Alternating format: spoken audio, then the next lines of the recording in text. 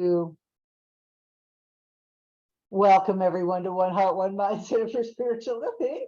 And I am going to invite our musician for today, Rhonda Dene, to kick us off with some music.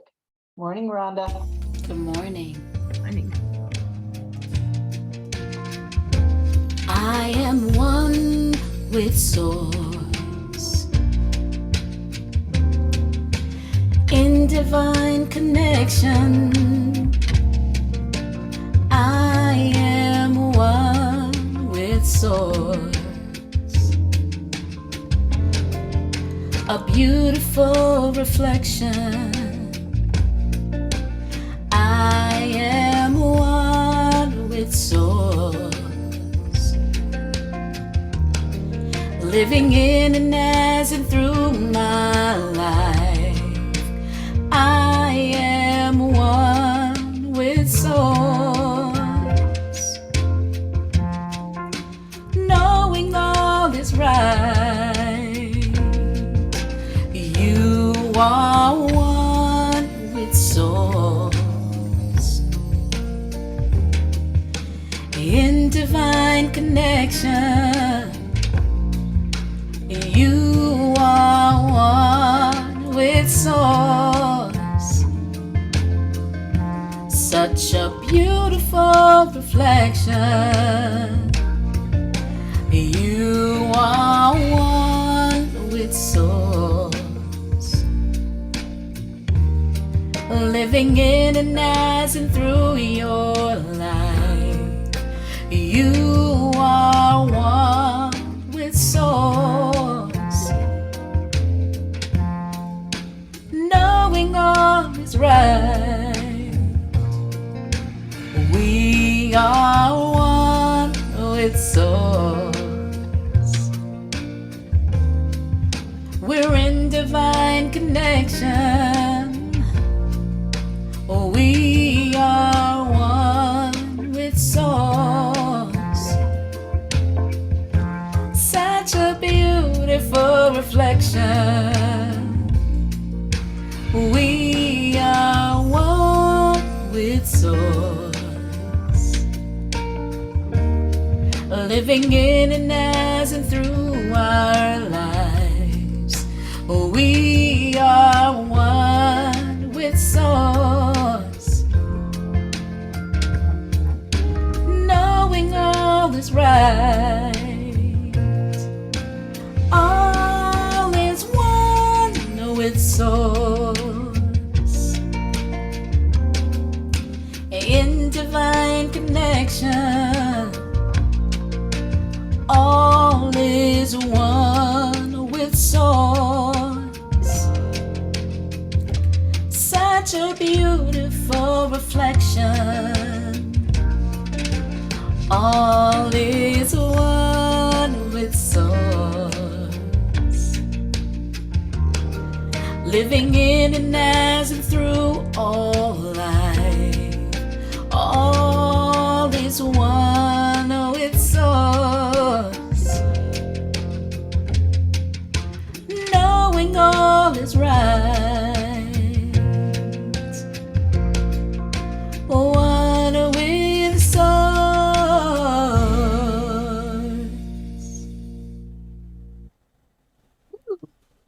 Well, that's really the main principle in my talk today. So perfect. Thanks for kicking us off, Rhonda. Beautiful. Hello, people that joined. Abigail, Claire, everybody, Ralane. Ralane and Jim are here. Nice to see you all. And so I am going to invite our practitioner of the day, Ralane Clarke, to kick us off with our invocation. And I bet she has a couple of words to say. Good morning, guys. Good morning. Good morning. Well, this morning I was thinking about Reverend Michelle's talk, which is passion, purpose, and the gifts that we offer and how they connect with One Heart, One Mind.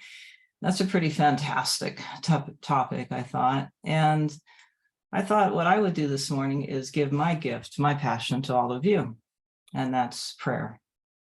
So I'm going to do a prayer for all of us. All right, so let's just close our eyes and feel the presence of spirit which is so easy after that beautiful song, beautiful music. And just knowing that God is with us as we are present for God, as we are present for Spirit.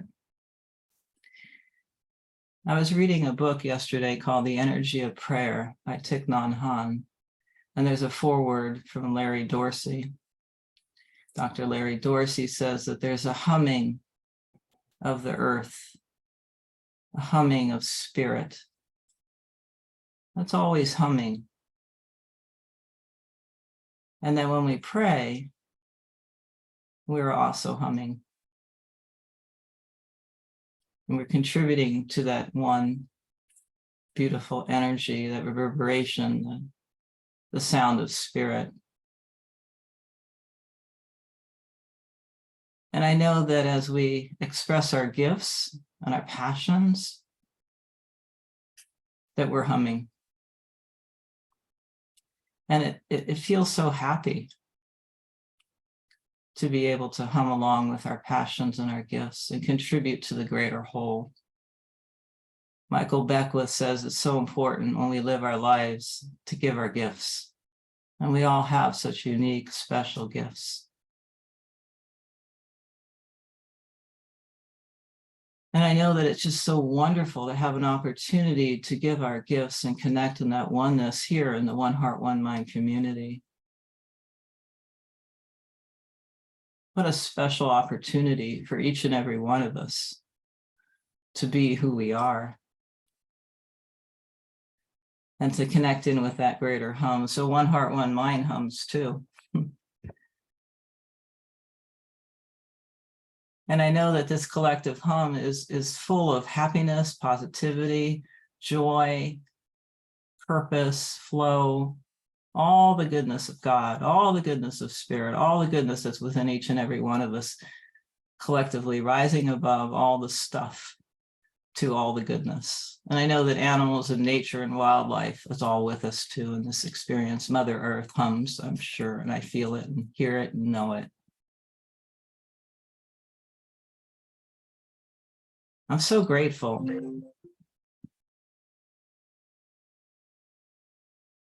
that I can stop the phone ringing. I'm so grateful for the shift in consciousness, for the understanding and the knowing that we each have beautiful gifts, that there is no way that any of us are here on this earth without beautiful gifts to offer, to give. And I know that as we explore and learn more about ourselves, to be ourselves, we understand this, that these gifts need to be given. And there's others that are waiting to receive our gifts. We don't want to disappoint anyone, especially ourselves. And so I just am full of gratitude for the One Heart, One Mind community, because we can give our gifts, we can express ourselves, we can hum along together and be together in this collective beauty, this collective order, this collective joy and happiness, and support one another to just be ourselves and to love each other and to love ourselves. And so I release this prayer into divine law, knowing that our gifts have already been given by God, and it's just a matter of us allowing ourselves to give them and to receive other people's gifts, and Mother Nature's gifts and Mother Earth's gifts, to just be open. And most importantly, to listen to the hum, because it's always humming. And so I just release and say, and so it is. So it is. Oh, and so it is. I love that idea of the hum. It's pretty much what I'm talking about today. Couldn't have been more perfect. Thank you for that, Ralane. That was beautiful, really beautiful. And now I'm going to invite Rhonda to play some more music for us. All right.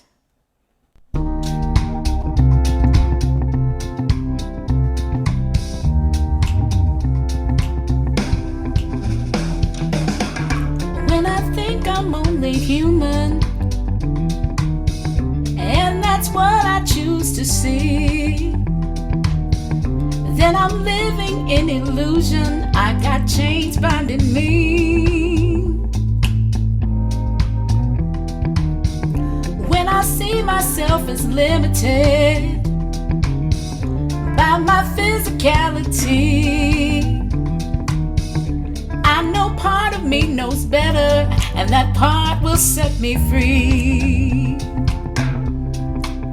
'Cause I am more than I think I am, more than I know I can be. I am body, mind, and spirit, and I choose to live in harmony. Oh yeah. And when I buy into the drama and believe those lies I hear, those are things that do not serve me. They just hold me in my fear.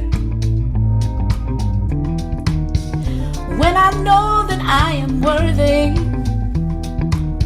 and I'm the best that I can be, well, I know my spirit's greatest pleasure are the moments when I truly see that I am more than I think I am, more than I know I can be. I am body, mind, and spirit, and I choose to live in harmony.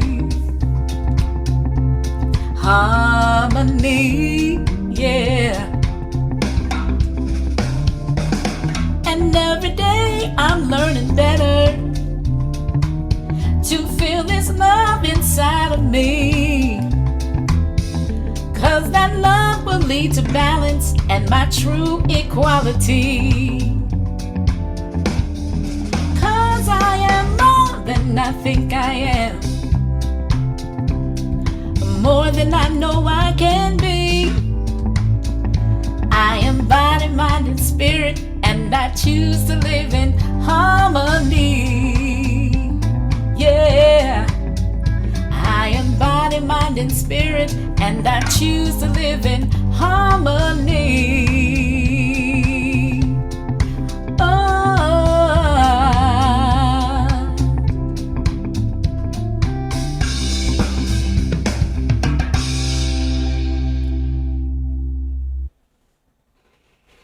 Thank you.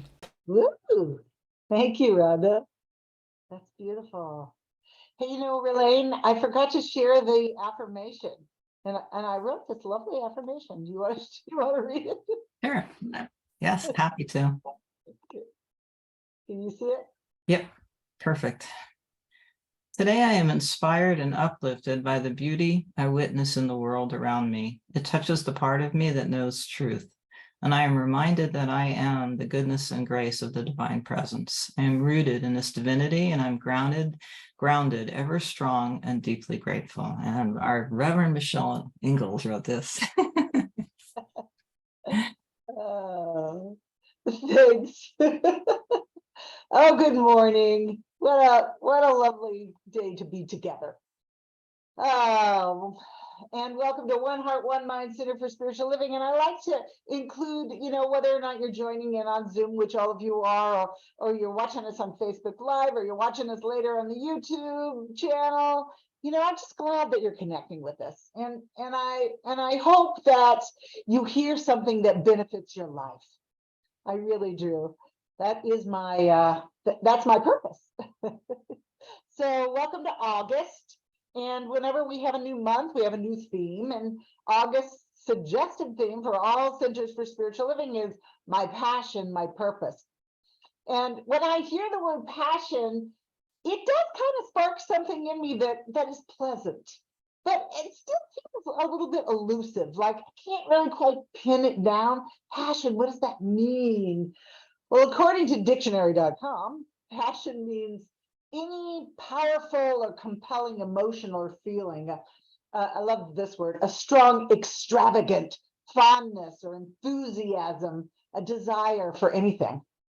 And when I think about that definition, I would have to say that my passion is for life itself.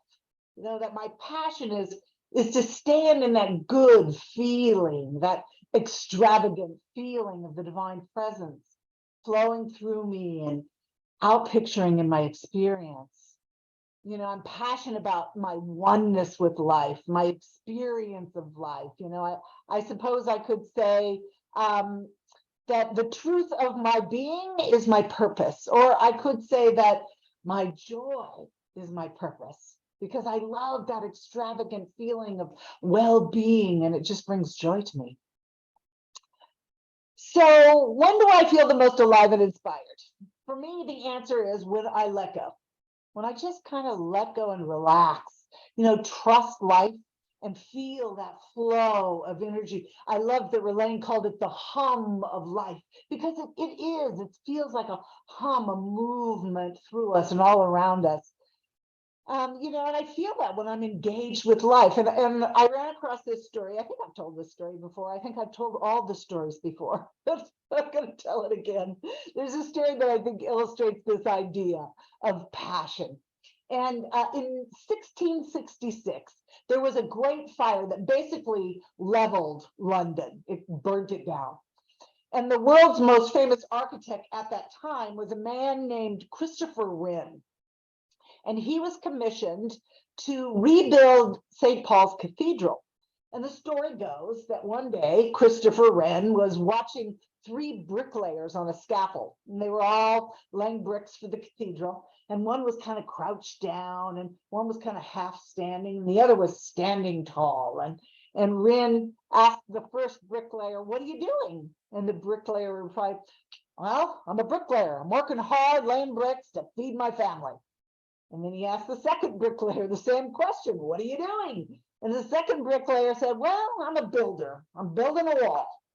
But when he asked the third bricklayer, "What are you doing?" the third bricklayer replied with a gleam in his eyes, standing tall, "I'm a cathedral builder. I'm building a great cathedral to the Almighty." Now that is passion. 3 different people working on the same wall, doing exactly the same work with completely different experiences. I think the bricklayer story is just such a perfect metaphor for the power of purpose. Who am I? Why am I here? What am I doing? Is it meaningful to me? And the bricklayer who announced he was a cathedral builder he was a participator. He wasn't just a spectator to some cathedral that was going up. He had this inspirational attitude that brought a higher meaning to his work. He was living his passion, and he was clearly in joy. And for the first bricklayer, the building was just a job. It was just something that he had to do so that they could live. For the second bricklayer, it was just an occupation. But for the third, this was his life's work.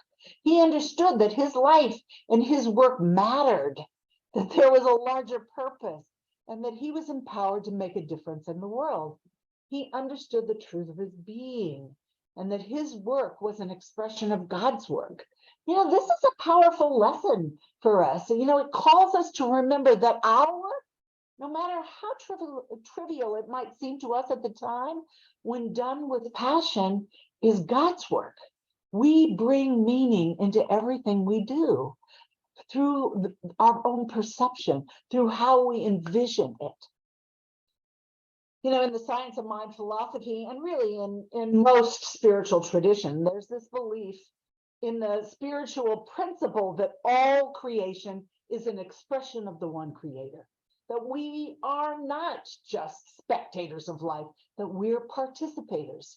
This is an almost universal belief that there's one present, that God, nature, the absolute, whatever name we give this presence, it pervades everything, and that all people and all things are one with this essence. Christianity, I wrote this down so I can remember. Christianity tells us, by way of St. Paul in Ephesians, he wrote that there is one God and Father of all, we could say Father, Mother, who is above all and through all and in you all. It's in us all. In the Jewish Tanakh, in the book of Malachi, it says, have we not one Father? Has not one God created us all? And I love this one, in the Upanishads and the Hindu Upanishads, it says, he is the one God hidden in all things, all pervading, the self with a capital S, the self within all beings, watching over all worlds, dwelling in all beings, the witness, the perceiver. It's all. We are the witness and we are the perceiver. And of course, science of mind teaches that the one manifests itself in and through all of creation, but is not absorbed by its creation. I love that. It's not absorbed. We are part of it. We're not separate in any way. And I could go on with lots of different quotes from lots of different traditions. And because this idea seems to pervade our human consciousness, it kind of spills out through all our traditions and philosophies, it tells me that there's something in us that knows that we are connected and that at some level we are aware of this divine nature, even when it's not in our conscious mind, and that this divine nature is always unfolding and expressing through us. Ernest Holmes, our founder, told us that nature, what is it? Oh, I wrote it down. I thought I could remember it, but I'm not remembering. Nature will not let us stay in one place too long. She will let us stay just long enough to gather the experience necessary to the unfoldment and the advancement of our soul. That's what we're here for, to bring spirit to life, to be the expression and the embodiment of spirit in physical form. And it's the nature of spirit, of life, to express itself. You know, I think we could call that the divine urge. If we can call that a compassionate act, the divine urge or the passion of God, you know, the hum of God, to use Ralane's word. And it moves, you know, just like energy moves, just like electricity moves through the wires, God moves, you know, spurred on by our human curiosity and wonder and awe. You know, life for the joy and the experience of life. I think we sometimes make things too difficult for ourselves. We think we have to orchestrate and instruct life how to be life. And really nothing could be further from the truth. God is this unchanging and consistent presence. We don't have to pray God to be God. Its qualities are always the same. Its expression is what changes. We change. We're the expression of the divine. And our spiritual practice simply aligns us with that flow of life, with that constancy and stability, I'm tripping over my words, of God. You know, a couple of weeks ago, I was talking about putting our attention on what we're interested in. And I really think this is the key, because I don't know about you, but what I'm interested in is what I enjoy. I enjoy focusing on peace and beauty and vitality and prosperity and love. And it's such a joy to see these things that we're interested in expressing themselves in the world through us and through others. It validates our ability to participate with life. But we have to be clear that it isn't the things that demonstrate, that express these qualities that we're interested in. As much as we might enjoy them, what we're really interested in is the cause. And that is centered in the spirit within us. If we want to see peace on earth, then our interest has to be on the peace of God. If we want to see abundance spread out through our lives, then we have to be interested in the abundance and the prosperity that is centered in spirit, which is right where we are. We must be interested in the cause. Oh, I am interested in the cause. And we also talk a lot around here, and Ralane mentioned this in her opening prayer as well. We talk a lot about standing in the flow. I know for a while we were reading that Butterworth book, Eric Butterworth book, tripping over my tongue again, that I think it's called In the Flow or something like that, but he talks about this creative urge of the divine flow. And, you know, we don't have to push against it. We don't have to push it downstream. We don't have to push it upstream. We don't have to get in its way to get things to happen. You know, that's just resistance and it blocks the flow. But we can direct it by putting our attention on what we're truly interested in, what we're passionate about, and how we want to feel. But we don't ever have to force life. We don't have to insist that God be God today. God is always God. It's us that changes. We can relax. We can get out of our own way and just let it flow. Lao Tzu, the author of the Tao Te Ching, taught this concept 3,000 years ago. He taught that the human spirit has its source in the cosmic flow. And he said, even as rivers have their source in the far off fountain, he said to find one's fountain was to learn the secret of heaven and earth. I think that's true, bringing heaven to earth through standing in that flow. That flow is the source of our passion and our purpose. And our fountain's always within us, the metaphor that's off there somewhere. It's always right here. So what brings you to life? Ask yourself that question. What inspires you to let life flow through you? What are you supremely interested in? I like to ask that question. It's so good to ask empowering questions. In the Science of Mind, we also teach that there is a spiritual principle that every expression in form or experience, everything in the physical world must have a cause or a seed in mind, in divine mind, in the unlimited field of potential, whatever you want to call that. And that cause or seed can come from our connection with spirit, from our unity with the oneness of God, the divine essence within it, or it can come from our human thinking. And I think that that's really what we have to watch. Things like poverty and war and injustice and violence. These are things that have their source in human error thinking and fear thinking, in the human collective consciousness. But we, in our oneness with spirit, are empowered to create from whatever we put our attention on, whatever we're interested in. We don't stick our head in the sand and say these things aren't true. I'm sure people in the Ukraine would tell you that war is real. But what we do is not let that have the final word, not get comfortable with this is the way it is. And of course, we provide aid and comfort to anyone that is suffering. And then we plant a new seed. We put our attention, we become interested in peace of whatever it is we want to see expressed in our world. We, as individual expressions of God, are each an idea in the mind of God. Our cause is in the mind of God.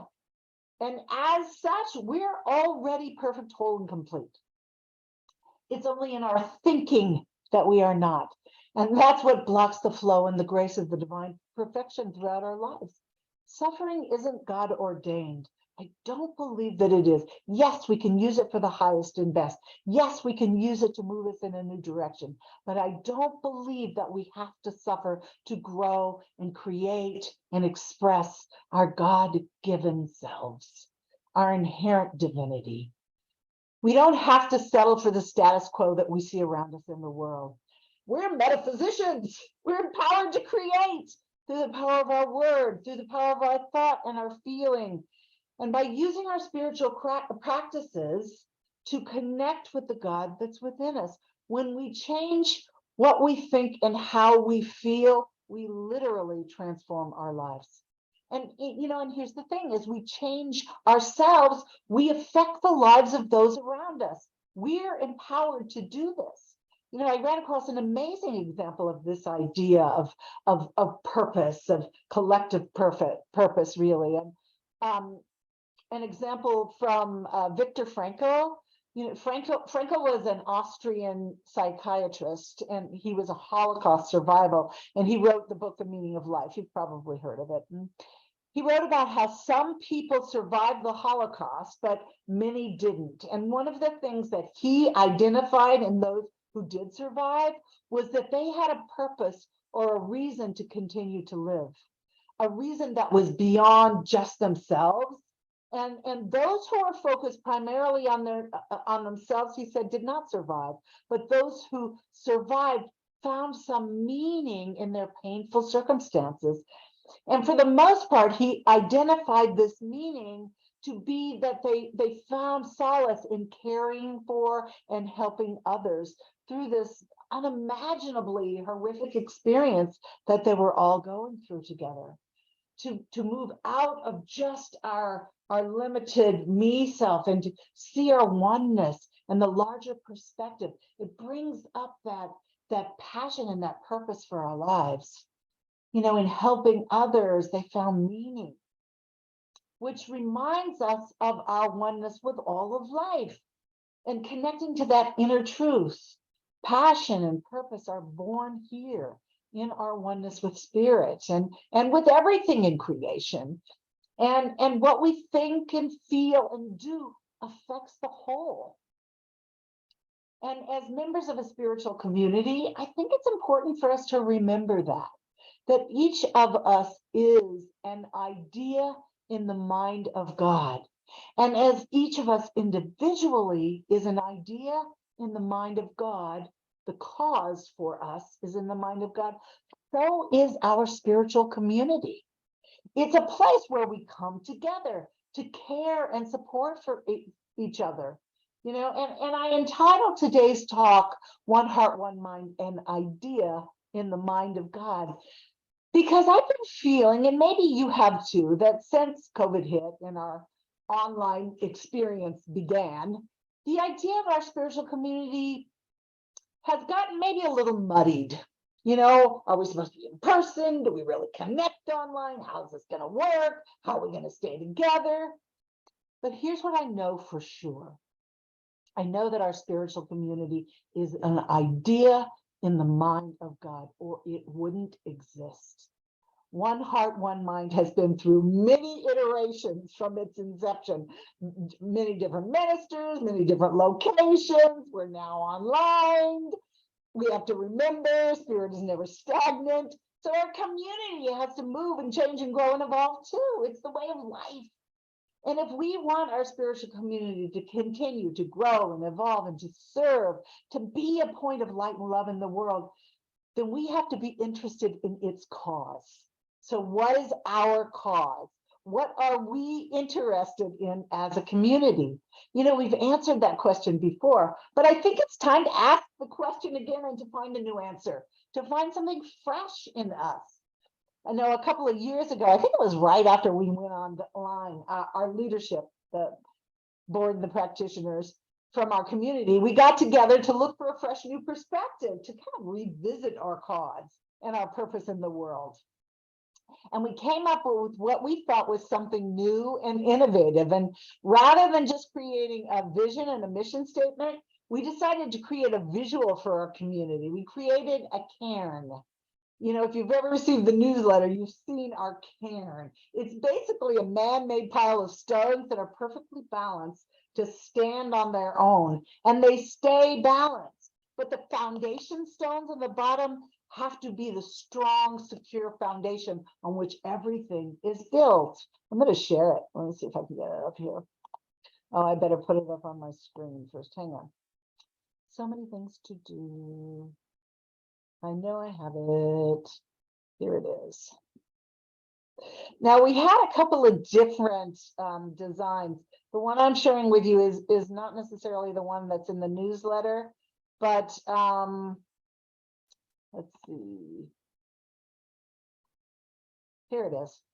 Do you remember this? It's in the, another version of this is in the newsletter every week. But what we came up with was, I think we had 4 main foundational ideas: oneness, sacred service, growth, and I want to say connection. That was it, connection. And then, as you can see, spiritual mind treatments and the science of mind principles are our foundation, because we're an affiliate of Centers for Spiritual Living. But there's also community and connection and relationships and education. All of these things are the ways in which we express our openness and our sacred service and our way in the world. This is how we show up in the world, and this is what we're about. And whether we're online or whether we're in person, I don't think it should matter. This is just the way that we connect with the greater world. This is what we are. This is our cause in the mind of God. You know, and I think it's interesting that cairns are often used as like landmarks or signposts to guide travelers, and this is kind of guiding our center in the way of how we want to be in the world. But I think it's always good to revisit. And so I'm going to ask you to ponder this idea over the week or so and pop me an email or a text and tell me is there something up for you that you would like to see our center do, a way in which we can come together and give to the rest of the world, whatever it might be, just share it with me. So, I really believe that we can grow as a center and as a collective consciousness, and that when we come together to set a cause for good, we are like this powerful force for good, the good of God to express through us, or in this case, express through our spiritual center. In Ernest Holmes' book, Living the Science of Mind, he had an example in there. I'm always looking for examples when I'm doing my talking. And I found one that I thought was kind of remarkable. He talked about that collective consciousness coming together in one cause. He called it a spiritual chain reaction. And he used the example of Mahatma Gandhi and how he secured independence from England for India through nonviolent means, but also through the collective consciousness of his followers. And in his book, Holmes recounts how Gandhi would sit quietly before 1 million people. And he said that he would create this combined atmosphere of confidence and faith and create what was called darshan, which means a united spiritual force of a great multitude of people. And I would imagine that many spiritual leaders do this, and Holmes wrote in his book that the attendings would say that they recalled feeling as though they had been bathed in a refreshing stream of life. And Holmes wrote that, what did he write? He wrote that this is an example of how a spiritual chain reaction can work. It reaches out to all around in it. It sets in motion a chain reaction that has no limit. And I really believe this is possible, and that I believe this is why we come together in spiritual community. And there's just one more idea I want to highlight today, and then I'll move on. I think it's important for us both individually and collectively, and it's the idea that we can't have what we aren't willing to give away. We can't have what we aren't willing to give away. And it's based on this idea of divine flow. If we aren't willing to let something flow through us in our life, then we're in resistance. If we can think of it like this: if I hoard money, money can't flow through my life. If I withhold love through blame and judgment, then love can't flow. So my question to us as a spiritual community is, what are we willing to give away? Because that's what we want in our own individual lives and in the life of our community. What qualities of God do we want to give to our own community so that we can have an impact on the greater and the larger community of the world? And I specifically want us to ask, what are we willing to give, to do for our spiritual community that we want to return to us multiplied? What cause are we individually and collectively interested in? Because each of us is like this unique idea in the mind of God, and so is our spiritual community. One heart, one mind. We have these divine qualities that enhance and expand our human lives and our world. But within each of us is that divine, all of those divine qualities, is this divine spark, and it's just waiting to be realized and ignited by our awareness and then backed by our passion. So I ask us, what cause are we interested in individually and collectively? How can we give away what we want to flow back to us abundantly into our lives and into our center? How can we show up? How can we come together in fresh new ways to create that chain reaction that changes the world?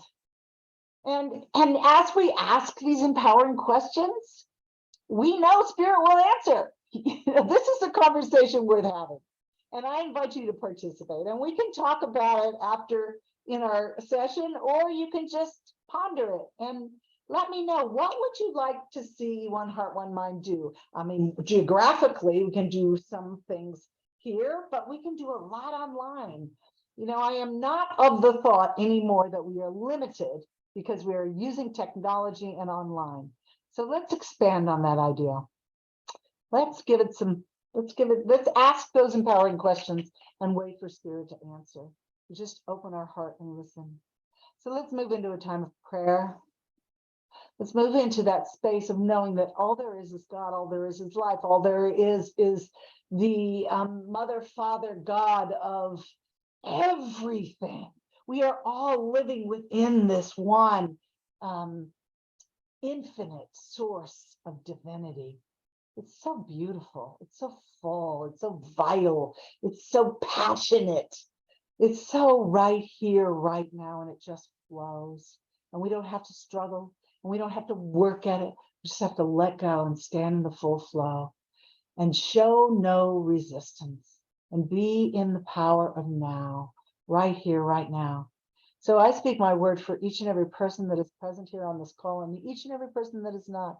I speak my word for humanity. I speak my word for all of the creatures that live and swim and fly, for the mother herself upon which we walk.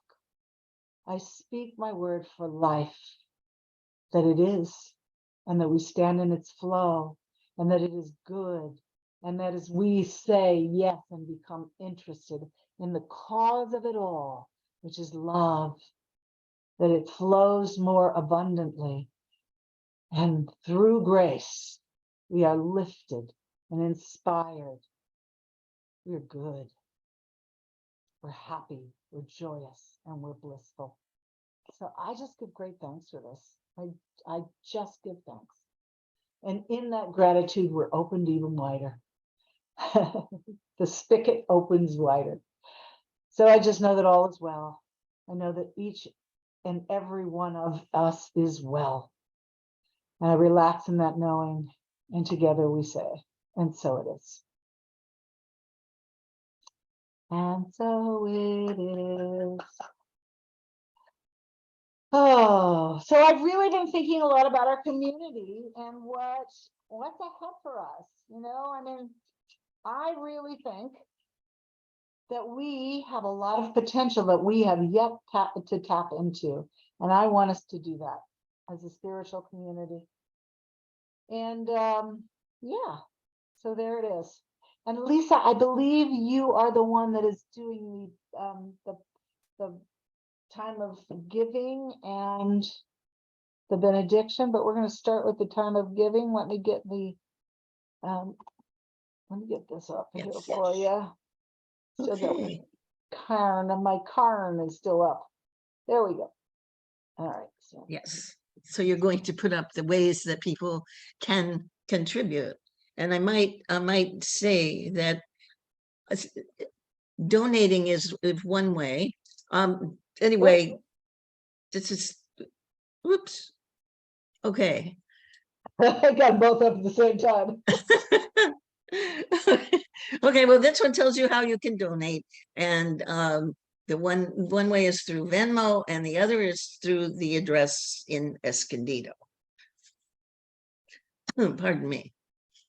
And so at any rate, I wanted to make a sense in terms of thinking about divine flow.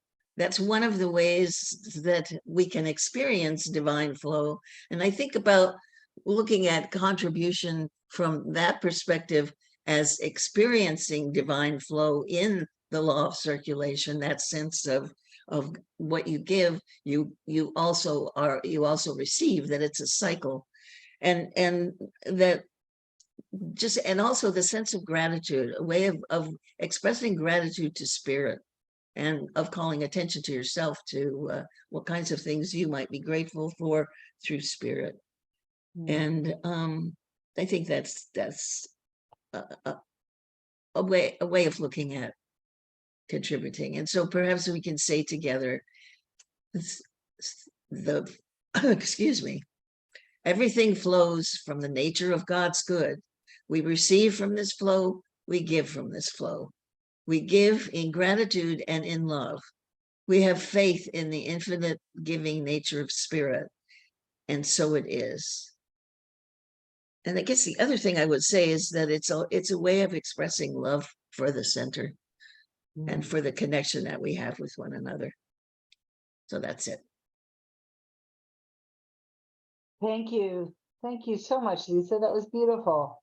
And now Yvonne is up. And I'm going to lead off right away with don't forget about unexpected income. It fits perfectly with what Lisa was saying.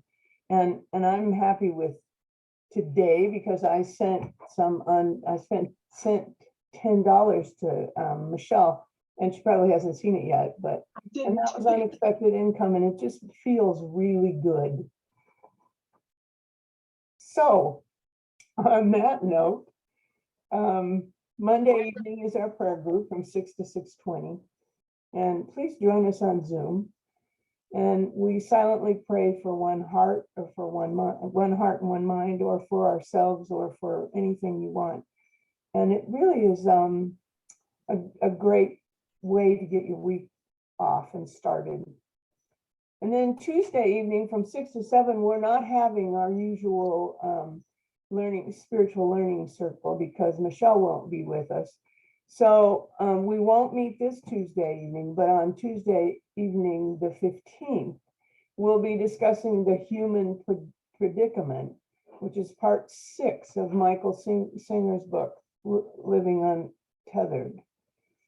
And you all are all welcome to join us with that. We have some really good discussions and it's very enjoyable. And then I wanted to remind you not to forget that we have daily Science of Mind readings going on every day, daily. And they're posted on YouTube and the address is in the newsletter. So if you want to find out, that's where to look. And then the other thing I want you to remember is that Reverend Michelle's Facebook page, Spiritual Recovery, A Journey of Positive Change, is going on every, I think, is it every day that you do that? No, I do it Sometimes. Yeah. Yeah. Right. So that's available and very helpful for someone who needs that help. And I think that's all I have. Well, thank you very much for that. I appreciate You're welcome. it. All right. Well, let's move back to Lisa, and she can do our benediction, and then we'll ask Rhonda to sing us out. Sing us home. Okay. So let's pull together in a nice centering spirit as to join as one community in gratitude for another blessed service, with great thankings to Reverend Michelle as always, and to Rhonda for her music, and to everyone who participated, and to Ralane for her beginning prayer, and to Yvonne, to everyone who pulls together to be a community here as one heart, one mind. And so I hope that we can go forward with a sense of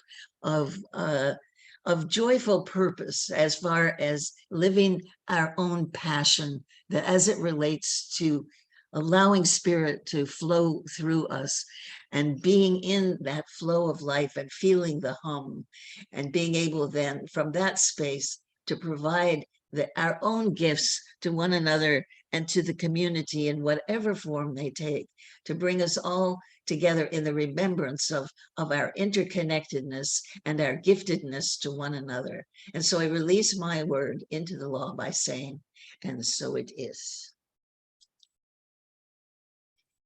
Thank you, Lisa.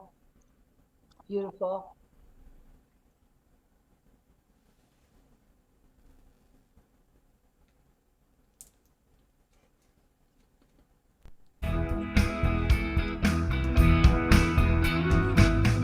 My mind is open to changing the world. Let it begin, let change begin with me. My heart embraces a world wrapped in peace. Let it begin, let the peace begin with me. change, a sweet dove of peace. I am love, I am love. I am an agent of change, a sweet dove of peace. I am love, unfolding. My mind envisions a world aglow with love. Let it begin, let love begin with me. We move together toward all that is just. Let it begin, let justice begin with me. We are agents of change, sweet doves of peace. We are love, we are love. We are agents of change, sweet doves of peace. We are love, unfolding. We are agents of change, sweet doves of peace. We are love, we are love. We are agents of change, sweet doves of peace. We are love, unfolding. We are agents of change, sweet doves of peace. We are love, we are love. We are agents of change, sweet doves of peace. We are love, unfolding.